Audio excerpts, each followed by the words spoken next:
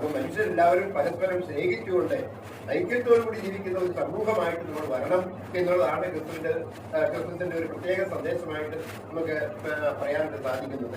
അപ്പം അവിടെ ജാതി മതങ്ങൾ ചിന്തയ്ക്ക് അതീതമായിക്കൊണ്ട് മനുഷ്യരും പരസ്പരം സ്നേഹിക്കുന്ന ഒരു സമൂഹമായിട്ട് വളർന്നു വരാൻ വേണ്ടിയിട്ട് നമുക്ക് ശ്രമിക്കാം. ഈ സന്ദർഭത്തില് ഞാൻ കൂടെ നിൽക്കുന്നില്ല. അത് നിങ്ങൾക്ക് എല്ലാവർക്കും ക്രിസ്മസിന്റെ മംഗളങ്ങൾ നേരുന്നു. അതോടൊപ്പം തന്നെ പുതുവത്സരത്തിന്റെ മംഗളങ്ങൾ ഞാൻ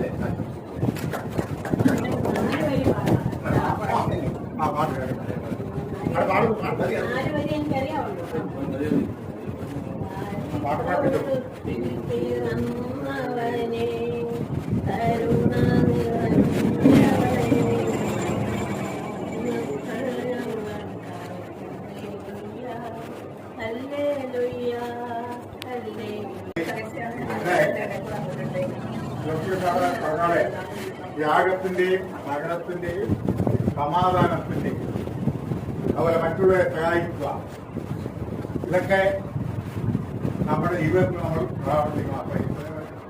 കാണിക്കുന്ന മാർഗമാണ്. യേശുദേവൻ മാത്രമല്ല, നമ്മുടെ പുരാണങ്ങൾ ഏത് വെച്ച് നോക്കിയാലും, ഹിന്ദുക്കളുടെ പുരാണമായ ഭാഗവതം, രാമായണം, ഭാഗവതം എടുത്ത് നോക്കിയാലും ശ്രീകൃഷ്ണൻ എന്താണ് ഇത് തന്നെയാണ്. ഈ ഉപദേശങ്ങളാണ് അദ്ദേഹം നൽകിയത്. അത് മഹാഭാരതത്തിൽ ധർമ്മവും അധർമ്മവും തമ്മിലുള്ള ഏറ്റുമുട്ടൽ.